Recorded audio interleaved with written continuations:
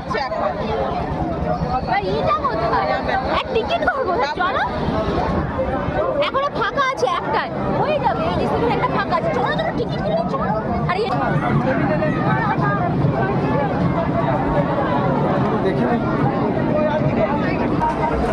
এখানে ব্যাপার না যাচ্ছে।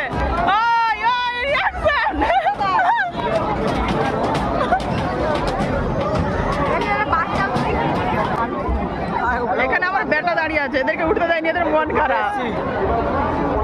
আর এটি তো কেঁদে আসছি, মুখ দেখ। বাবু উঠবি? আমার তো কি ভয় লাগে বাবা, মাথা ঘুরায়।